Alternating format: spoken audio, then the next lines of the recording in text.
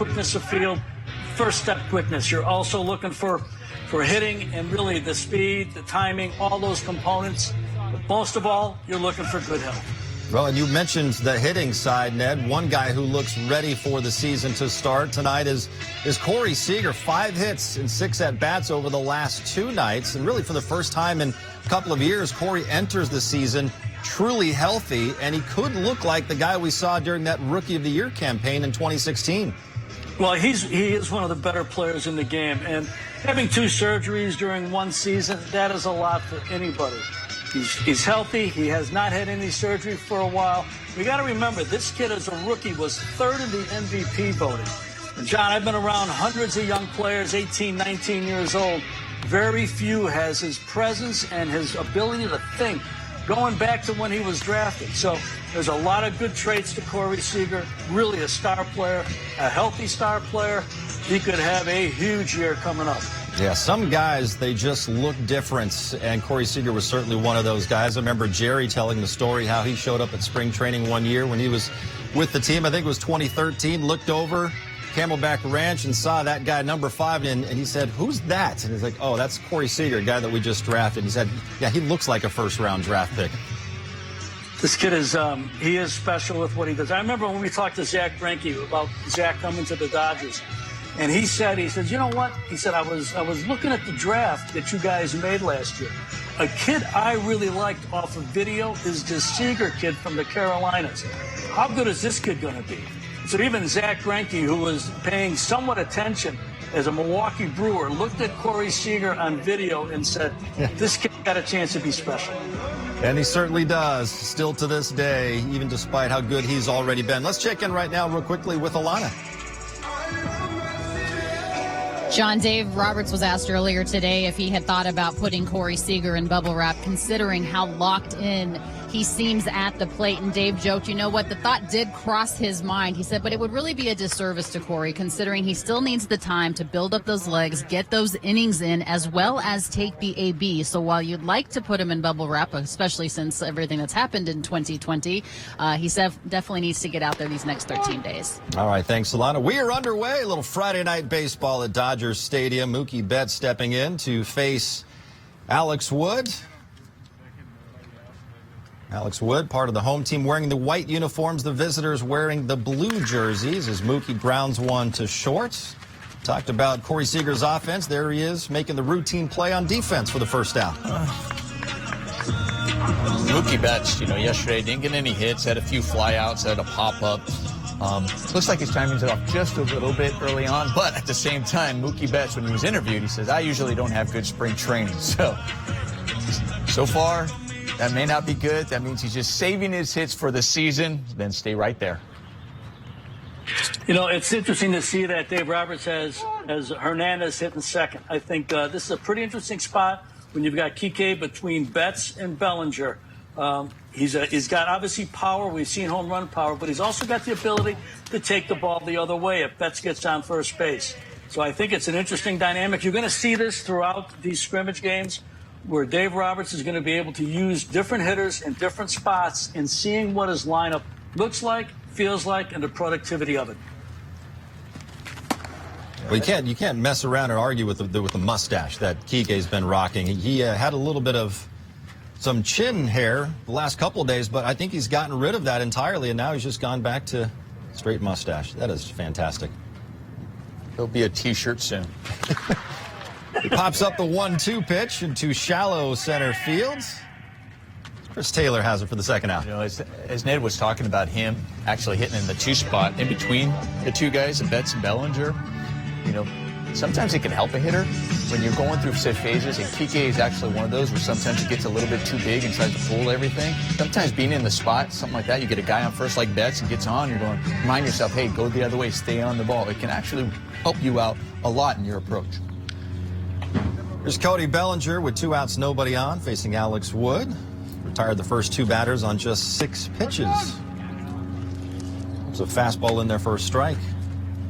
It's interesting. We talked about Seager a minute ago, who was really kind of the talk of baseball his rookie year. And then not too later, here's Bellinger, who wins the MVP in the National League. How many teams can have two players that within a couple years are that age and also spoken about in such reverence as these two guys? Pretty special. Pretty special indeed, Ned, and I would say pretty good draft picks. Pretty good choices you and your staff made back then. Both guys. Yeah, we were fortunate. Both were special. As high school players, they both had a uniqueness to them. And after you see thousands of games at that level, you know when somebody stands out. 2-2 the count right now to Cody Bellinger. It's not too often either that you would draft a high school first baseman in the 4th round. Atypical position for that. But what we saw in him was the athleticism. And we knew, yeah, he's a first baseman right now and was cool around the bag always, even at that age. But that he could play some outfield too, and the athleticism and the DNA with his dad and mom, again, something that was unique. He goes down looking. A great first inning for Alex Wood, retiring the side 1-2-3. We're back in a moment.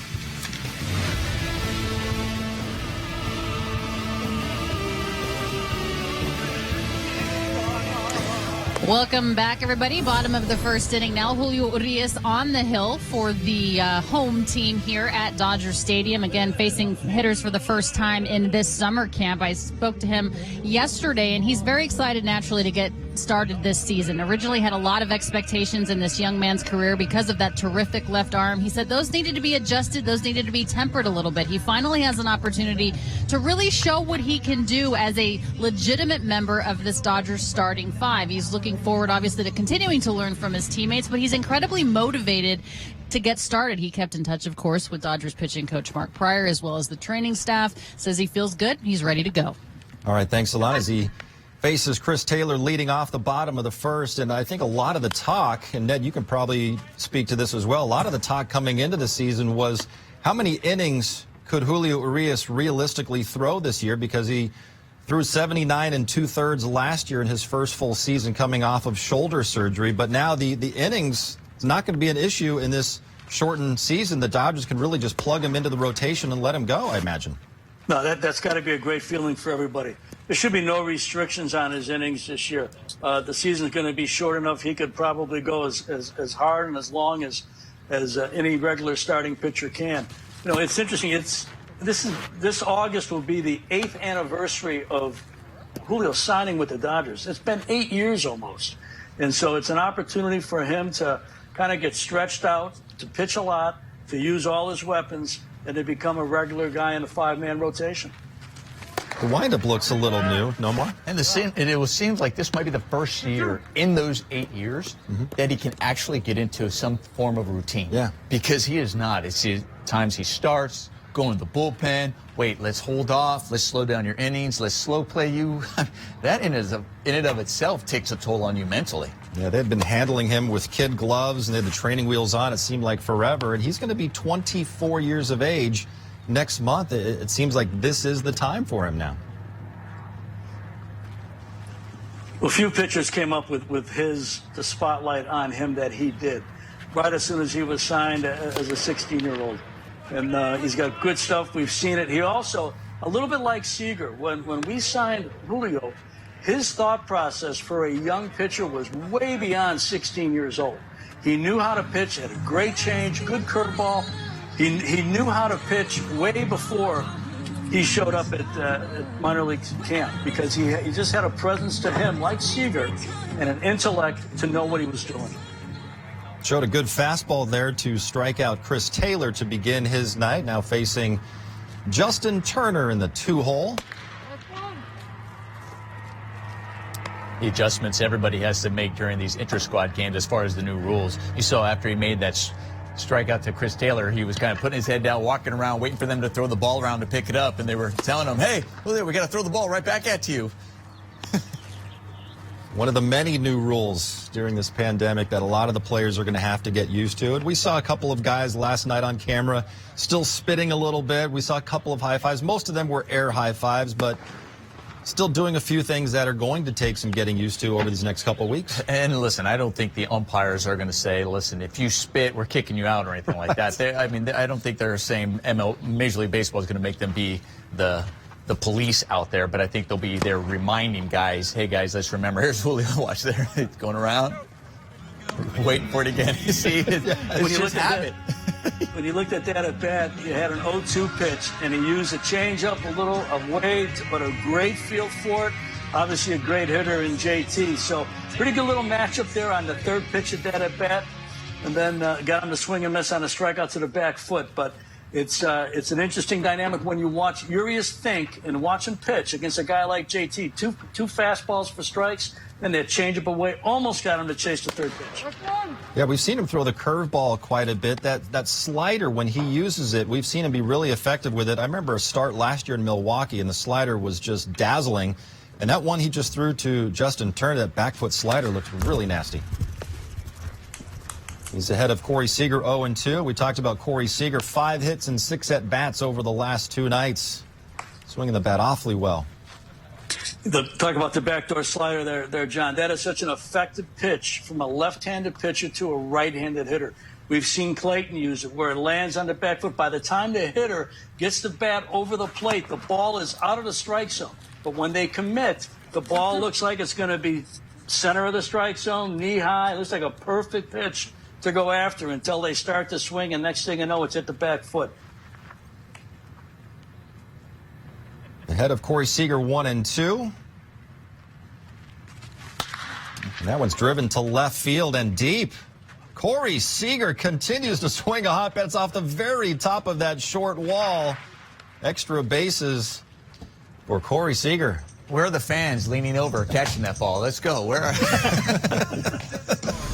That's what we need right there. But once again, Corey Seager, we talked about how good he's looked at the plate. And the big thing is driving the ball the other way. And here it is, showing off the power once again, sitting back on that fastball, going the other way with it.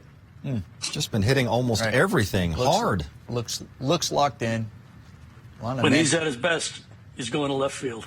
Will Smith hit one hard last night into the seats, into the pavilion left center field, off of Josh Spores for a solo home run.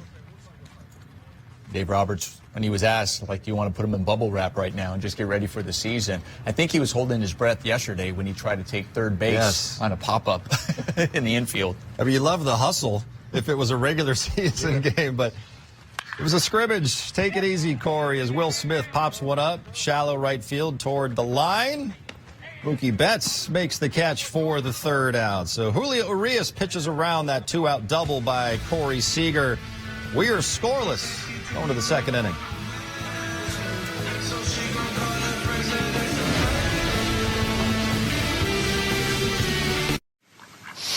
Great day Inning at Dodgers Stadium, a warm but beautiful evening for little baseball at the Ravine. Alex Wood back on the mound for his second inning of work, and both the starting pitchers, Nomar, really good first innings. And these are two guys, Alex Wood and Julio Urias.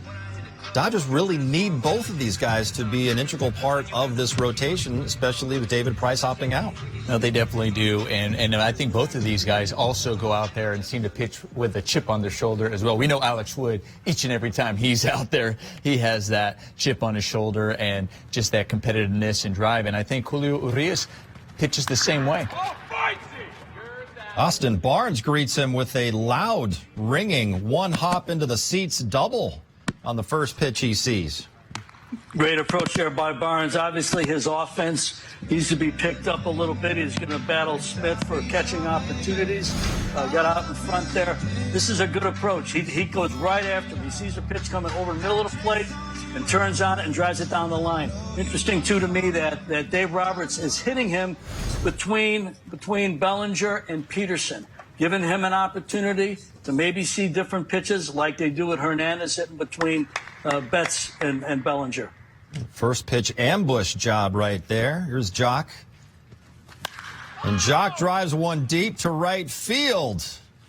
That one is gone. So 2 pitches and 2 runs on the board for the visiting squad here in the second inning. Jock Peterson hit a home run Monday night against Ross Stripling, as he's pointing to nobody in particular. Maybe Cody Bellinger out there in center field, but Jock Peterson swinging a hot bat here in the last few nights. That he has, and we all know when he makes contact, he hits out a long way. He's got the power. His timing seems to be all right now, and he's working on the new handshake rounding third with Dino Ebel. Also against a left-handed pitcher, we know that Jock has played most of the time against right-handed pitchers. Good to see him get a knocker off a lefty. Yeah, very important at-bats and opportunities for Jock during these intra-squad games. He has been getting more at-bats against lefties. And both guys swinging early, not waiting around, knowing that Alex Wood's trying to get ahead of the hitters, attacking them. He did that in that first inning against Betts, Hernandez, and Bellinger. So they're like, well, listen, he's going to throw that fastball. Let's look for it. And they both did. A couple of ambush jobs there, and now Wood hits Luke Raley. Luke Raley, second time around with the Dodgers. Started there, went to Minnesota for a minute, and found his way back. Let's take a look at Jock Peterson's big swing again here. Another first pitch ambush job right there, Nomar. Well, both pitches, you saw, they wanted the pitch on the arm side for Alex Wood. I mean, on the glove side, I apologize. And he couldn't get it there, and he made a mistake over the middle of the plate, both to Barnesy and to Bellinger. Obviously, something he's going to need to work on, but you can't make a mistake over the middle of the plate to these big league hitters. Edwin Rios stands in there right now. Rios hit a home run a couple of nights ago off of Blake Trinan. Saw him play some third base last night. Rios has played third. He can play first. He can play left. He can play right. When you look at the Dodgers' position players, how many players play only one position? Versatility, ability to hit all over the lineup. Again, it makes this team so unique, so different, and really a team for this era of baseball. The versatility they bring, including what this kid can do defensively in 4 different spots, that's a difference than it was. Alex Wood gets him looking. A called strike 3. Fastball on the outside corner. First out here of the second inning. It's what you're supposed to do when you're working on something. Okay, you made mistakes. You couldn't quite get it over to that glove side. Doesn't mean you stop throwing it there. You keep working on it and found it on that pitch. I thought maybe for a second Chase Utley was coming to the plate. We heard the walk-up music. Zach McKinstry going with Chase Utley's Old Cashmere by Led Zeppelin. Kind of like that. Not a bad idea. Going, listen, maybe he can channel his inner Chase Utley. That's a good guy to Exactly. try to model yourself after, and he's getting a chance to play second base. Chase's position tonight for the visiting squad with Gavin Lux reporting today, but not in the lineup, not playing in this game. We will see him at some point this weekend. Zach McKinstry lifts one to left field, and Chico getting an opportunity. Makes the catch. Yeah, don't run on Chico. Can't do it. We're having all kinds of fun, but we talked about it at the beginning of the game. Dave Roberts, despite Justin Turner showing up yesterday with a T-shirt that his wife Courtney made saying, "Let Chico hit," Dave Roberts says, not going to happen. Here's Mookie Betts back to the top of the order. The visiting team. Grounded out to short his first time up. And as you mentioned, Nomar still trying to get that timing down early on here in summer camp, although I say early on, but you have 13 days till opening day. I imagine he'll be ready. And Mookie Betts is one of those guys you really don't worry about.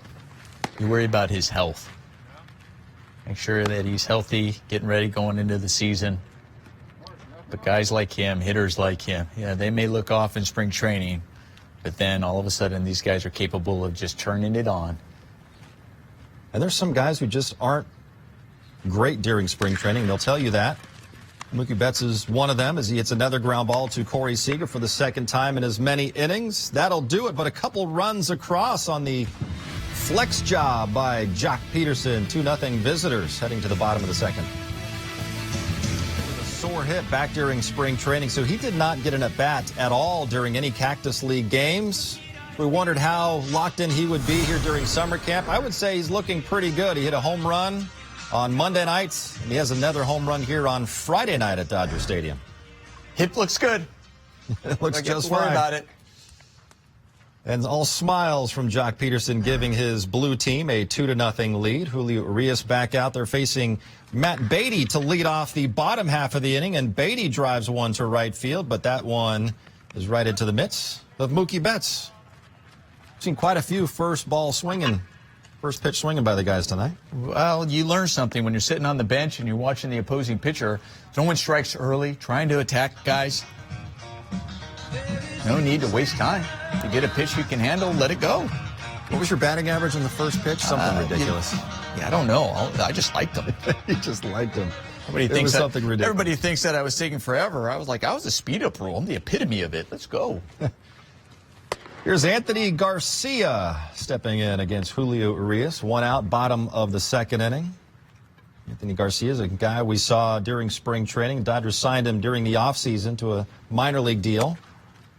He's a career minor leaguer, 11 years in the minors.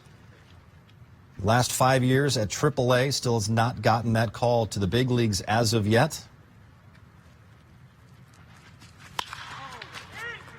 He's lifted to right field. Mookie Betts puts away the first 2 here in the bottom of the second. Mookie's glove looks good. It looks good.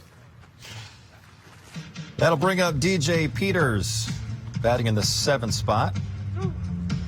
Getting the start once again in center field tonight. It's a big guy.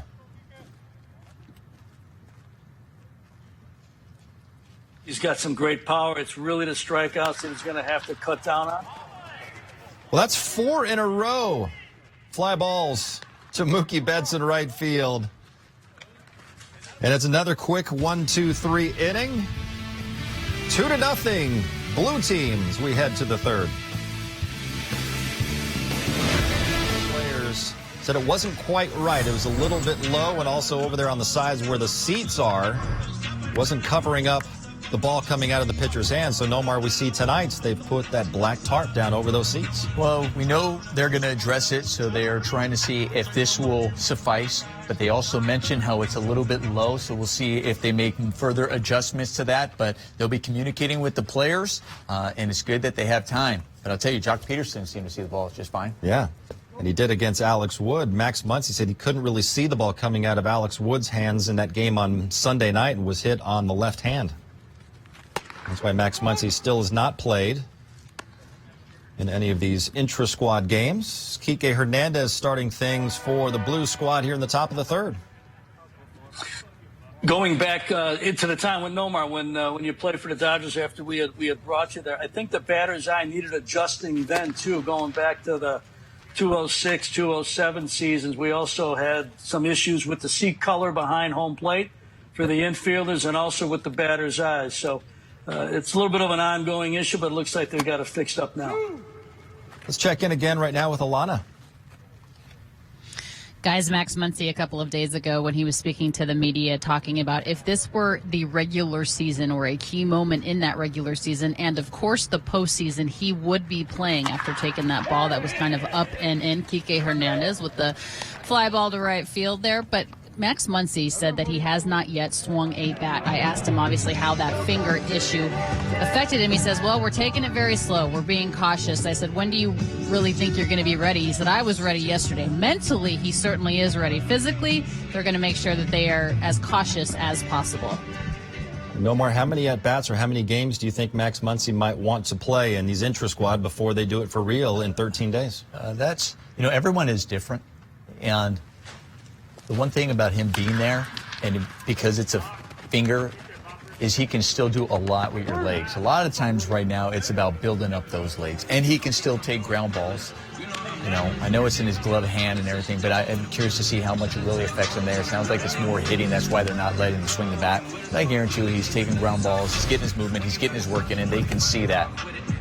We can see the speed that Cody Bellinger has. Just beats out that ground ball to second CT3, fielding it on the outfield grass. No chance to get number 35 down the line. It's one of the great attributes of a player that typically an MVP that's got his power. You don't see a lot of infield hits. I think he may have led the National League last year at infield hits, but always a weapon, whether it's the power, whether it's the line drive power or the gap power, but also the ability to run and the ability to put one down in the infield and beat it out. We saw that right there. Cody Bellinger getting some infield hits because of that speed as Austin Barnes Skies one to right field. Anthony Garcia over near the short wall makes the catch for the second out.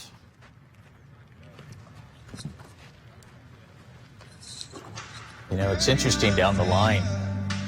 And what I mean by that is, you notice, you have the nets up there to protect the fans. And if they're playing that right now, would it be advantageous or not advantageous to take the nets down so you can actually lean over the stands for certain pop-ups that go out there and get another chance? So you can catch those like there if it be, you know, no fans to need to be protected. Exactly. Jock Peterson at the plate with 2 outs. 1 on. It seems like he hit a home run just 5 minutes ago. He's already back out there again. These guys are swinging at a lot of first pitches in this game. Quick outs.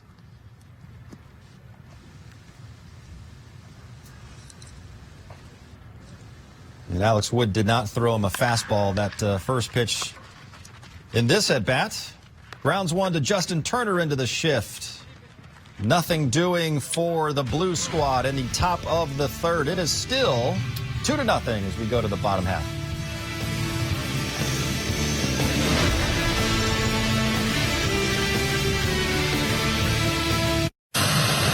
This is the kind of...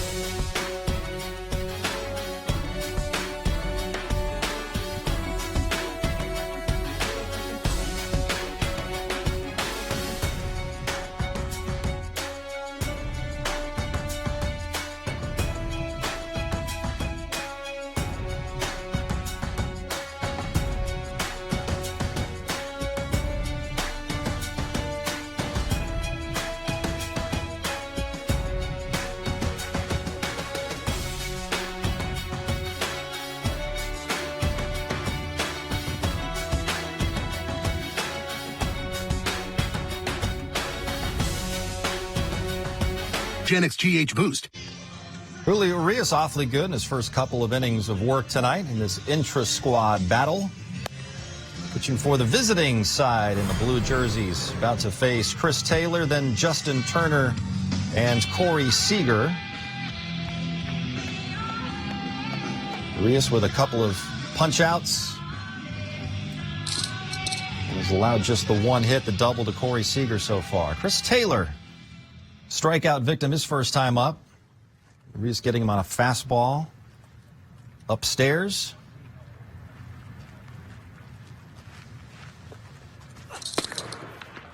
Starts him with a fastball there, misses.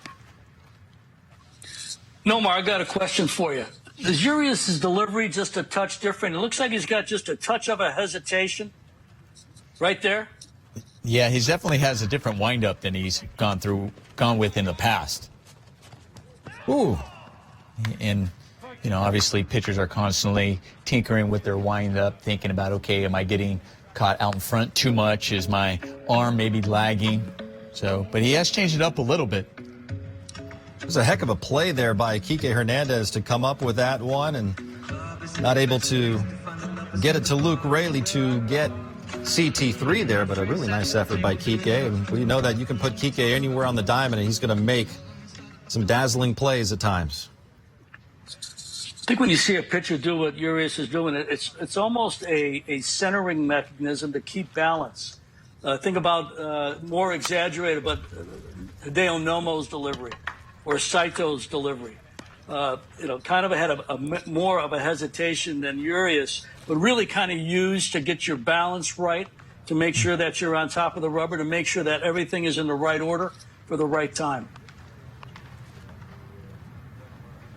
Now pitching out of the stretch after the infield single by Chris Taylor. The 0-1 pitch to Justin Turner. This is inside. One of the great pitchers of all time, Greg Maddux, who I had the honor to be with at the beginning of his career in Chicago, and then at the end of his career twice here through in L.A., including the last time he pitched. He used to always say the most important pitches I'm going to throw during the course of a game are out of the stretch. Makes all the sense in the world. And when he would get loose in the bullpen before a game, he would throw a majority of his pitches out of the stretch. You don't see that a lot. And when a pitcher's warming up before an inning, you don't see a starting pitcher throw a lot of pitches out of the stretch. But as smart as Greg is, it makes perfect sense. Yeah. Your best pitches are coming out of the stretch. Most important. And we saw it a couple of nights ago when Clayton Kershaw was pitching and Mookie Betts lined out, and Kersh wanted to pitch out of the stretch, so they had Mookie Betts run at first base anyway, just to give Kershaw now an opportunity to have a base runner on and to pitch out of the stretch. And there are times you even see starters that would just say, I'm just going to pitch out of the stretch all the time, just to kind of keep that consistency, try to get their rhythm right, try not to get thrown off. And even when you look at Reyes, as Ned was talking about, yes, a little bit different, but sometimes pitchers now, if you notice, it's not stepping behind the rubber, it's kind of stepping to the side. So it's even stepping to the side, had that hesitation, and it kind of keeps them somewhat in that similar rhythm as pitching out of the stretch. So it's not so foreign when somebody is getting on base.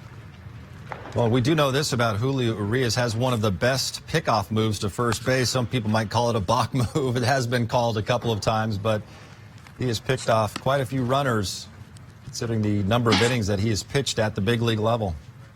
Great point. That goes back to what we were talking about earlier tonight about when he was 16, 17 years old. His feel for pitching was way beyond his years, and his ability to hold the running game intact and to have that mood. He learned a little bit since he's been in the big leagues, no doubt, but he came pretty much more prepared than anybody else his age. That was a good changeup right there from Julio Reyes, ahead of Corey Seager 0-2. A good pitch right here. See how this one goes. Especially against a hitter who is as hot as Corey Seager is right now. I don't think that's where he wanted that. No, pitch. I was like, whew. This is Corey Seager in his last at bat, driving the ball the other way, taking a fastball in the outer half and going the other way with it. Another double. And then Julio Reyes is probably going, gosh, held his breath after that last pitch. I made a mistake. And as hot as Corey's been, lucky he fouled it off. Yeah, 2 for 2 on Wednesday night, 3 for 4 last night, and 1 for 1 so far tonight. 6 for 7, 3 doubles, 3 singles. There's that changeup again, misses downstairs. Pretty good pitch right there. Yeah, as a hitter, you're thinking protecting the plate, looking the fastball down. That's what it looks like, but it's a changeup and just kind of falls out of the strike zone. Hard to lay off that one. Yeah. Corey just seems to be on everything right now, like nothing's going to fool him at all. Oof, just missed with that fastball in the outside corner. They still got that Guerin guy behind the plate tonight? Yeah, They do. and no, but he gives the outside pitch on the other side of the plate. We've seen that to a lot of right-handed hitters. Somewhat of the Eric Gregg school of umpiring. Big breaking ball right there, hit sharply, and that is going to be a double play.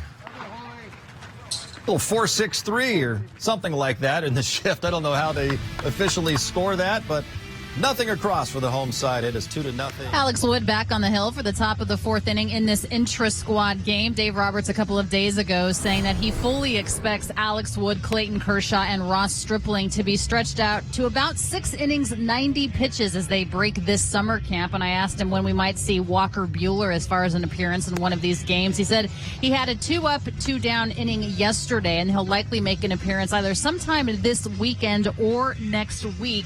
They're also certainly monitoring Walker Buehler as well as Julio Reyes for how far along they are and how stretched out they are. But he certainly feels that those 3 guys, as far as Kersh, Strip, and Woody, are going to be about 6 innings, 90 pitches, guys.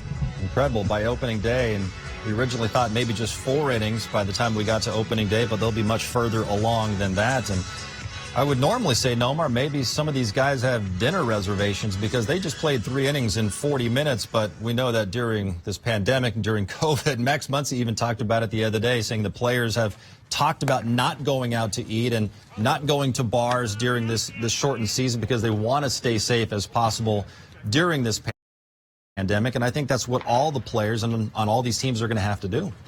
Without question. I mean, they're taking every precaution that they possibly can to keep themselves safe, keeping them not only just for themselves, but obviously it's for your teammates as well. Let's check in again with Alana.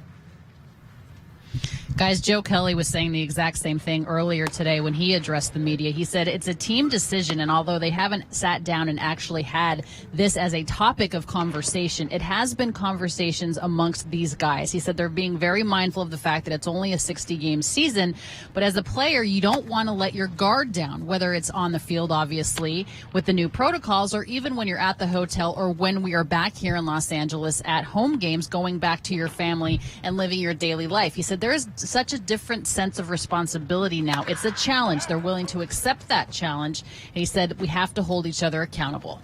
Well, Luke Rayleigh hitting one to almost the top of the wall. A nice catch by DJ Peters there for the first out. This season counts. When they start playing, it's going to count, and they're going to award a World Series trophy at the end of it. There's no better team right now in the National League than the Dodgers, and they may be the best team in baseball. Everybody has a lot at stake. There's no doubt. Every player playing has a lot at stake. A team with a chance to win a championship, even in a different type of season, there's no missteps allowed. You got to be really, really disciplined with what you do. Yeah, it might come down to who's the healthiest once you get to the month of October, given everything these guys are going through and what our entire world is going through at the moment. Nobody wants to miss out on a chance to win a championship either. There's Edwin Rios at the plate with one out, nobody on against Alex Wood. You also don't want to be the guy, the one that's responsible to maybe getting quite a few guys sick. And things have to change because of that, especially as good as the Dodgers are and knowing that they have a chance to win a World Series. Yeah, and I saw Kevin Kiermaier was on TV a couple days ago talking about this, of the Rays, and he said they've already had that conversation, and they're going to hold each other accountable, make sure everyone's doing the right thing, not going places they don't need to be, places that aren't essential. And that's the kind of discipline it's going to take to get through this shortened season with all the restrictions that are out there on these guys. And listen, this is so different because we keep saying it's a sprint. And I've touched on it, that usually during the season, come that August, September, especially in September, there's that team meeting that you have. It's hey guys, this is playoff time right here in September. Yeah. And we got to buckle down, and you have to make those sacrifices. And you have to say, listen, we stay in, we keep ourselves ready, we keep ourselves healthy, because we got to finish this thing off. And it's really going to be a pennant race from opening day on. Yep. You get to late July, and everybody is in it, and every game matters so much more than they would during a 162-game season. It'll have almost that pennant race feel from the start. It's the equivalent of starting the day after the trading deadline, really. You got August and September. It's almost like starting August 1st, and that's, as Nomar just said, that's getting close to playoff time. And you got the spring training part 2. So you're going to have guys trying to get their rhythm inside a season. So a little bit of that 60 games is going to be who gets off to the best start, who came in the best prepared. But it's starting, in essence, it is starting with 2 months to play. And I think that's why we've seen Clayton Kershaw, one of the guys they've done a lot of work even before they arrived to summer camp, spring training 2.0. That's Zach McKinstry going oppo off the short wall, and it's going to be a 2-out double for Zach McKinstry. But yeah, Clayton Kershaw, he was throwing even before summer camp started, went 3 innings. And a lot of these guys, by the time they got here, they were getting ready to build up to the point where they could maybe throw 90 or 100 pitches by opening day, when maybe we originally thought, these guys could maybe go 4 innings by the time we start the season. And we obviously know that's important, be able to go deep into the game. But also it's about being ready to be sharp with your pitches. And right now we saw Alex Wood miss his spot on that one, and that double to left field where that ball was over the middle of the plate, especially on the lefty. He wanted to get that ball in, and he missed his spots. All the damage so far today against Alex Wood has been missing his spots. Third at bat for Mookie Betts. A couple of ground outs to Corey Seager, his first 2 times up. Going back for a minute to the other conversation, a baseball career for a player is really a short period of time. And when you think about this year, this particular year, this is a year off of their careers. 60 games in a postseason. Still counts as a year that the calendar is going to change. They're going to get 1 year older. Everybody's going to progress 1 year. So it's got ultra importance to it. Many, many different reasons, including, hey, it's 1 more year you're not going to have a chance to play. Alex Wood falling behind Mookie 3-0. 2 outs. Closer to not having a chance to play. Yeah. Well, it's going to be a season unlike any that we've ever seen, obviously, for so many different reasons. But they will still award a championship at the end. And Justin Turner has said it. A lot of these guys have said it. If you're going to give out a championship, we want to win it.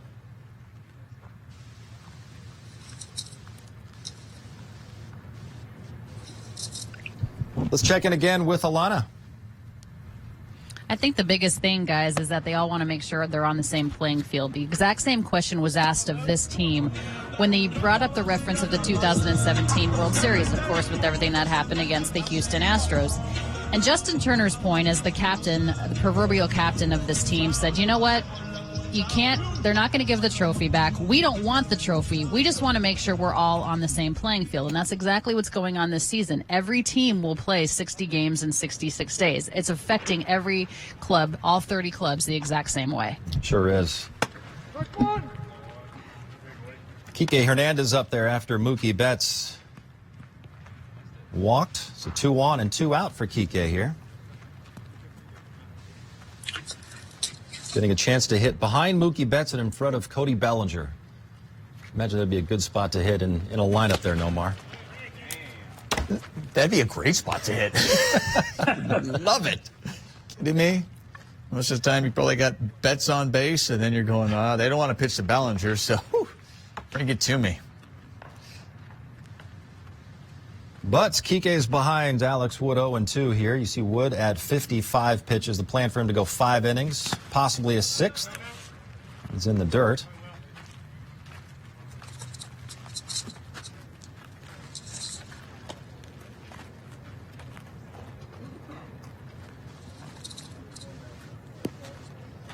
Well, you can hear a lot of what's going on.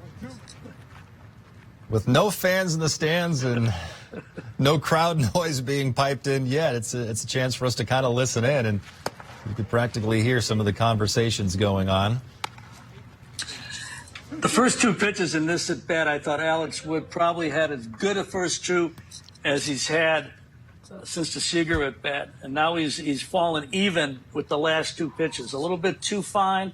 Again, the command betraying him. The last 2 pitches, first 2 were excellent. Just misses there, so the count goes full. The runners will be moving with 2 outs. And a full count here. Well, Alex Wood is just happy to have last year behind him. He called it one of the most depressing years of his life. 10 months of pain, he said he was in. Had a procedure where he says they basically burned a nerve in his back to help heal some of the back issues that he was dealing with there. We're heading to break. Middle of the 4th inning, it is 2-0 in favor of the blue team.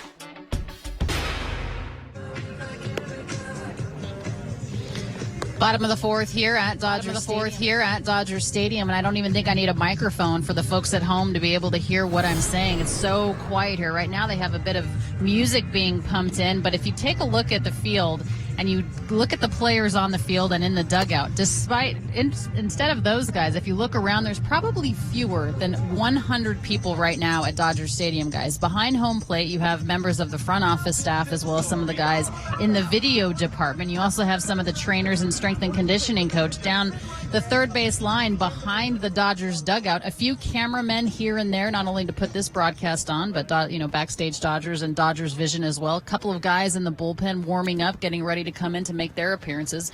Maybe 3 or 4 reporters in the press box, and the guys in master control running the music. So there's probably a total of 200 people here right now.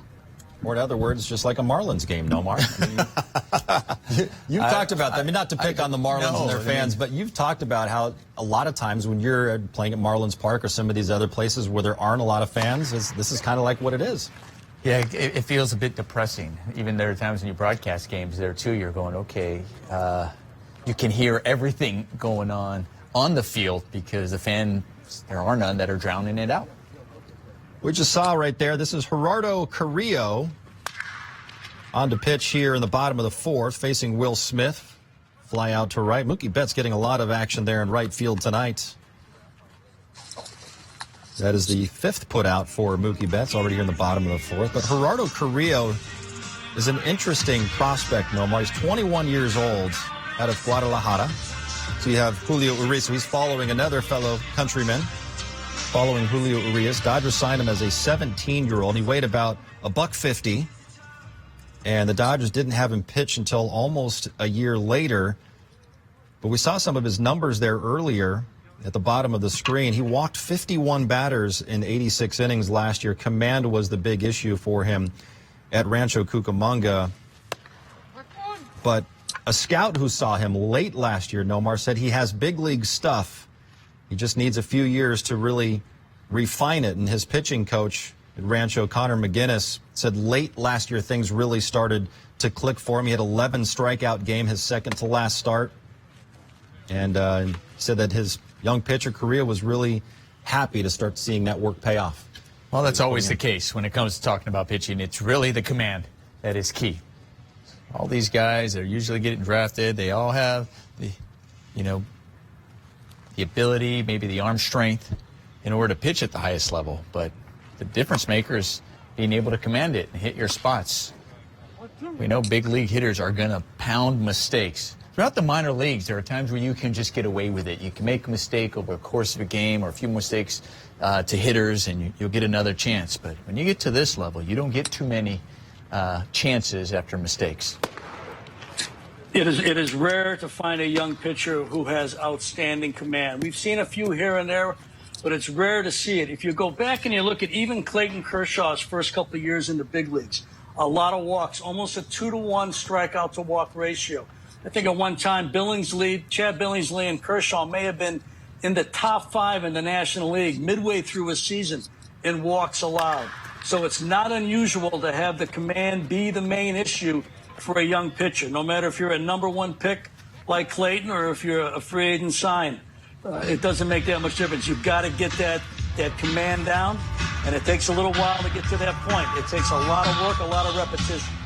This has to be exciting for him. He's facing big league hitters there to start at Will Smith, and then Matt Beatty retires both of them. And just talking about some of his command issues, the pitching coach at Rancho, Connor McGinnis, said that the development process, it can sometimes lead to immediate results, but also at times sacrifices will need to be made on the results side in order to develop players, Ned. And I'm sure that's something that you can speak to when you have such a young guy like this. You may need to tweak things and ensure the results won't reflect some of the progress that's being made, but eventually he will get there. That is absolutely true. You can't really worry about numbers or necessarily results as much as you do execution. And sometimes you're going to be asked as a young pitcher to work on something in a game, in a minor league game. And you may not be comfortable with it, but it's something you've got to do in order to get better.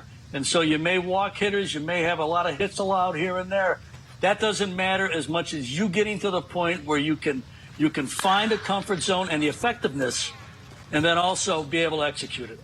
Well, Anthony Garcia just absolutely teed off on one right there. And the home team is on the board. A solo shot off the bat of Anthony Garcia. Well, we were talking about execution. Don't miss your spots. Yeah. Exactly right. And that was it right there. I mentioned Anthony Garcia earlier. His first spring with the Dodgers. And he was the one who was playing on the backfield as he's doing air high fives to nobody there. But he got one up in the zone, a hanger, and he absolutely crushed it. But when Mookie Betts had that battle with food poisoning, and Anthony Garcia was over on the backfields, and they went over and grabbed him and said, hey, we need you to play tonight. We need you to start because Mookie is sick. And got a chance to play in that Cactus League game. He walked and then doubled in a couple of runs. And that's what you got to do, is just try to do what you can with the opportunities you're given. And now he can say, I hit a home run at Dodger Stadium. Yep. Certainly can. Gerardo Carrillo. Nomar, were you a fan of Gerardo, the actor, rapper back in the day with the Rico Suave? Rico Suave. I mean, boy, he was popular. I can see you like in front of the mirror. How old were you in 1991? Barely just finishing high school. I'm sure you were Rico Suave in high school. No, didn't. At St. John Bosco. Didn't have the hair like that. No? No, couldn't grow it. Ned doesn't know who Rico Suave, or not Rico, he doesn't know who Gerardo is or the song Rico Suave. He has no idea. Yeah, I was about 60 years old in 91, too. So we're going to move on to, let's talk about pitching again. Bob Guerin doesn't give Carrillo the call there, so the count goes 2-2 on DJ Peters. You know, going back to the struggles of a young pitcher, too, trying to refine the command.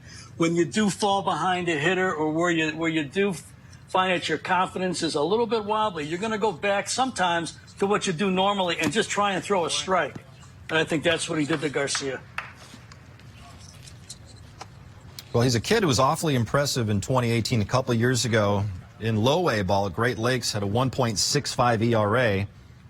And then last year with tweaking the mechanics, he's having to work through some of those issues, the command problems. But the talent in the arm is certainly there, and he gets a strikeout of DJ Peters to end the fourth inning, but one run across on the loud and long home run off the bat of Anthony Garcia. It's 2-1, Blue Squad going to the fifth. Anthony Garcia taking his place in right field for the home squad, fresh off of hitting a solo bomb to left center off of Gerardo Carrillo. And the 28-year-old out of Puerto Rico, Anthony Garcia, who's spent 11 years playing minor league baseball, still waiting to make his major league debut, just hit a home run, Nomar, in a major league park. That had to be pretty cool for him. Even if it's in an intra-squad game, you're going to remember that. And I'll tell you, when you take the field, you feel a little bit lighter when you're going out there, too. You're like, yeah, I did that. The 2-1 game now. Alex Wood back out there facing Cody Bellinger. Slices one to the gap in left center with his speed. Got himself a double. Did they get the tag down? Did Bob Guerin just call him out? I think he did. Well, Cody Bellinger has his second hit of the night, but he's thrown out by DJ Peters, showing off a strong arm there from center field. Well, beat him there. Whether the tag was there, that's something. The slide looked a little awkward, yeah, too, like he got stuck, but I just want to make sure he's okay. That's first and foremost, but he does drive the ball the other way, which is nice to stay on the ball, get you a knock. It's going in the second. Let's see. Ooh, pretty close. Well, Bob Guerin from behind the plate called him out. Yeah. I mean, hey, you're asking him to do everything back there. Now, listen, it's unfair. Made the right call. Let's head back out to the stadium and hear from Alana. She has something for us. Alana? Guys, I'm going to go ahead and disagree with Bobby G on that. I think Cody was safe up here from my vantage point. But another name opting out as far as the 2020 season is concerned, Giants' longtime backstop as far as their catching core is concerned, Buster Posey opting out of this 2020 season. He and his wife, Kristen, have recently officially adopted twins that were born a bit prematurely. And in fact, the adoption was made legal just a couple of days ago, perhaps even earlier today. And he said after a lot of conversations with his wife, his family, and the Giants, he has elected to opt out of this season. So Dave Roberts says, of course, he supports the decision of Buster and his family. Certainly the health and the the safety of those children is of the most importance, but he also said he's happy he doesn't have to face Buster in the NL West, at least for this year. Yeah. All right. Thank you very much, Alana. And nobody's going to argue with anyone who chooses to opt out in this kind of a season, let alone someone who's going to be welcoming Twins home at some point. I mean, I know the Twins aren't going to be released from the hospital yet for a few more weeks, but certainly in that case, that's a slam dunk. You're exactly right, John. Nobody's going to be questioning anybody who has already decided to opt out, and anybody who may decide later. And I think there may be more to come that end up opting out, but everybody would understand those decisions. Absolutely. You can't make a mistake with that. Quick fifth inning. We're going to the bottom of the fifth. The visiting squad, the blue team, up 2-1. The fifth inning at Dodgers Stadium, this intra-squad game. It is 2-1. All the runs coming via the long ball. A 2-run shot by Jock Peterson. Solo shot by Anthony Garcia. And it's Gerardo Carrillo back out on the mound for a second inning of work. He's going to be facing Chris Taylor to lead it off.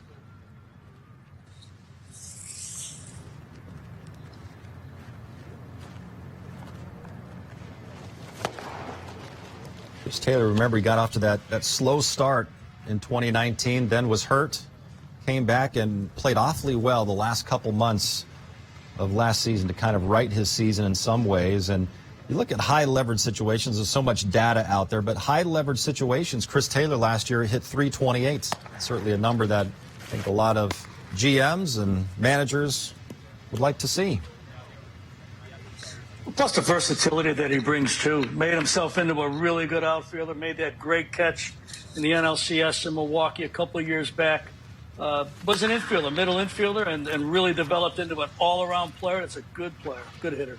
Boy, he is a good hitter. That one carried a long way. Chris Taylor has just left the yard to tie this game at 2 apiece. He puts a good swing on this ball. He actually put a good swing on the first pitch that he ended up fouling back, making the adjustments, getting another pitch he could handle, and just taking it right back to center field. He wanted this ball down. It was over the plate. He talked about you cannot miss your spots against big league hitters. The home runs that we have seen driven in this game, the hits, the long balls, have all been right over the middle of the plate. That's another good learning experience for the 21-year-old Carrillo, being part of the 60-man player pool in this Dodgers team, summer camp. He's given up a couple of long balls here. Now facing Justin Turner.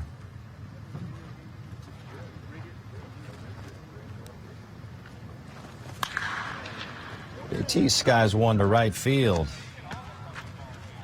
Mookie Betts puts another one away for the first out in the bottom of the fifth. There are certain guys that you can see might be off just a little bit. And when they're locked in, they're not missing pitches, such as Justin Turner on that pitch right there.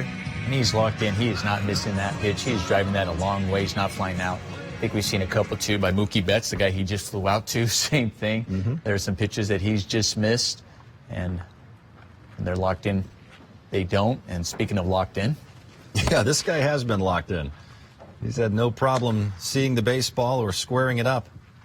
Although he did bounce into a double play his last time up. Because he hit a rocket. He just hit it at a guy. Bad aim, is that what you normally bad say? aim. Bad aim. Change your angles. The graphic we just saw with 44 doubles last year, that was not even a full season. You know, we've talked about Corey and coming back and being what he was a couple of years ago. But even in a year that was derailed at the outset by injury, really had a pretty good year. There's a lot of players who would settle for that. Yeah, he strained that hamstring in Anaheim. He was out for a full month.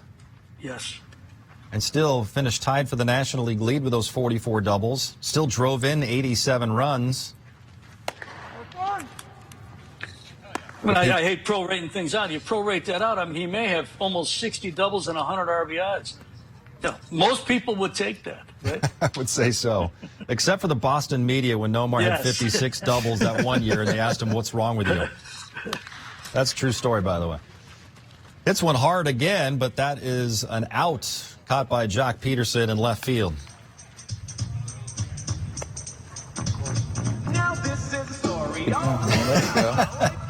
Jock likes Will Smith's walk-up music.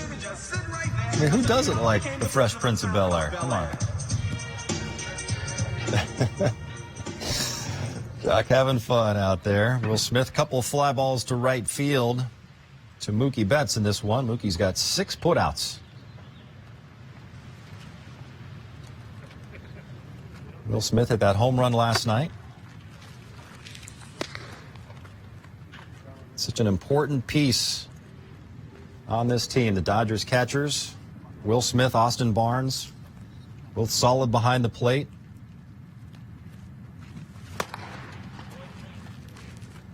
Just hope that offensive production is there for both guys. And Will Smith could not have produced more than he did last year in his first few months. He had 9 home runs and 26 RBIs in his first 23 games. That's a Dodgers franchise record. We talked a little bit about it last night. I think toward the end, tail end, I think fatigue set in, and understandably so. Yeah. First time you get called up, your rookie year, you're playing late into the season in the big league, and postseason, all the anxiety, wear and tear in your body takes its toll, something you're not used to. Hits one sharply there. Look at that play. Edwin Reyes. What a play. Over to first. What a play to end the 5th inning. Edwin Reyes, the diving stop at the hot corner. But we have a tie game after the solo shot off the bat of Chris Taylor. He plays 6 innings. Why not? Wood is getting stretched out, back out there for a 6th inning of work, Nomar. So he's at 66 pitches unofficially beginning this 6th inning. So he's been fairly efficient as well. But there's a guy building up. Just 2 weeks away from opening day. You might be ready to go 6 or 7 innings by the time we start the season.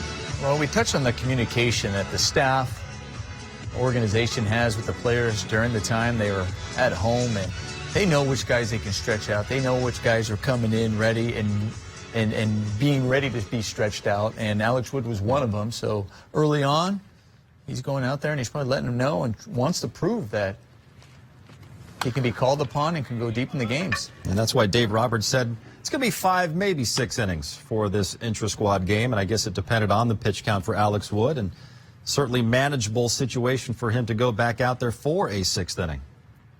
Facing Luke Rayleigh, leading this one off. Skies it down the left field line. That's a tough play for Francisco. Wow, you need to make that catch. You got to make that play. You know, if he was ever the ball boy down the line, you know, he knew the angle a little bit better than most. Yes, Dustin May going to retrieve the baseball. So true, Ned. Yeah, he knows that wall better than anybody, the angle and everything. You're right. He could teach it to a lot of outfielders, probably. He's probably played it more than anybody. Alex Wood gets the strikeout of Luke Rayleigh right there. I'm sure Chico has seen quite a few guys topple over that short wall. He's probably going, the great thing about it, he didn't have to move a bucket. Exactly. So why he's in left field. Here's Edwin Reyes, made that spectacular play to end the bottom of the 5th inning. Third base.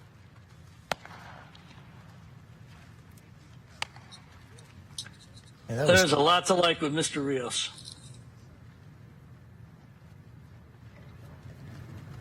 We usually talk about his power at the plate and not a lot about his defense. That was quite a play that he had over there at third base. And we were commenting a little off the air, and I said, man, also smart to just throw that ball down. And when you have a nice field like Dodger Stadium, just get it on line, one of the right? best manicured fields in all of baseball, the grounds crew doing an amazing job there, that you have the confidence that you can give a 1 to 2 hopper across the diamond to the first baseman. Well, he was added to the 40-man roster after the 2018 season. He admitted that he put a lot of pressure on himself. Then he went out and had the worst spring of his life, he said, in 2019. First couple months at AAA, he said, were awful. Backswing gets... Did Bob Guerin just get hit? No. Or was that Will Smith? Yeah, the backswing of Edwin Reyes. Kind of. And that follow through. Oh, there, yeah, see that? did catch him. Ouch. Right in the mask. Oh, my gosh. I think he got The catchers will Really tell you, even though lucky. you're wearing a mask and a helmet, that still is going to ring the bell. And Man, that could have been really bad. well, Alex Wood's night is done after 74 pitches. Adam Kolarek is coming into the game now. We'll see if they're going to switch sides as well. We knew Kolarek was scheduled to pitch tonight. We can continue to face the visiting squad, or will the home side come to bat here? It's part of intra-squad baseball, Nomar. He says, like instructional league, you just kind of make things up as you go. You do. You make the adjustments. You see what Adam Kolarek did last year. But yeah, sometimes there are guys too. You say, hey, listen, I'm like say Mookie Betts. I'm getting later into this summer camp, and he still says, I'm still not feeling quite right. They'll say, okay, well, guess what? You're going to lead off every inning so you can get more at-bats. Well, a couple nights ago, Adam Kolarek pitched in that game, and it was a bullpen game, so he actually started the game, and he was facing a lineup that we originally thought was all left-handers for the first 4 or 5 guys, but Dave Roberts decided, I'm going to switch the lineup because I want to get some right-handers in there, because Adam Kolarek needs to prove that he can get right-handers out in this season where there's going to be that 3-batter minimum for all relief pitchers. He's going to be facing Rocky Gale. So we have officially our first pinch hitter in intra-squad Dodger baseball.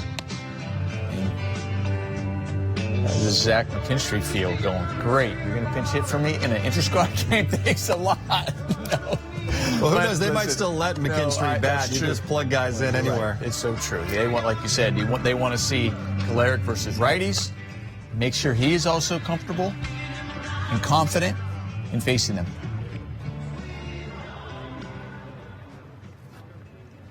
So Adam Kolarek working for the second time in 3 nights. Rocky Gale getting a chance to swing the bat.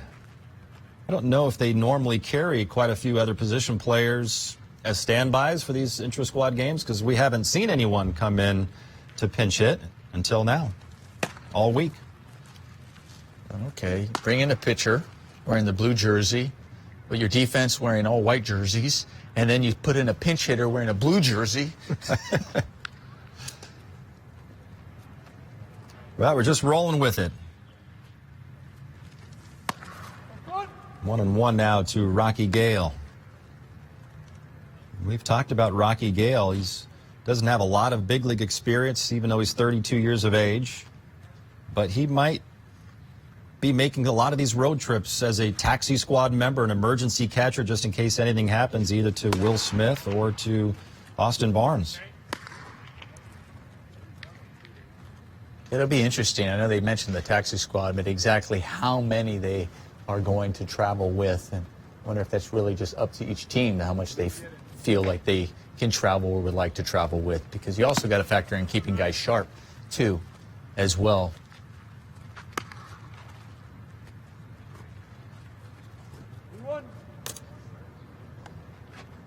Well, the 3-batter minimum is certainly going to be interesting to see how managers navigate through that.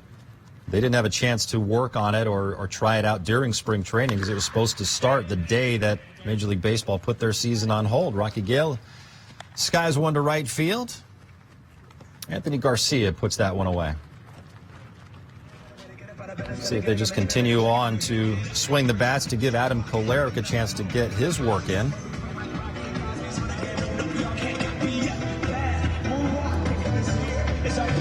So we don't know who's coming up yet. We'll find out momentarily with everybody else. It is. They just plugged Rocky Gale in there, in between Reyes and McKinstry, to let Adam Kolarek face a right-handed batter. McKinstry hit it that double the opposite way his last time up, off of Alex Wood. Getting a lot of playing time this week with Gavin Lux not being in camp, although Gavin Lux did arrive today. Expect to see him participating in an intra-squad game, if not tomorrow afternoon, certainly by Sunday evening, as McKinstry pops out.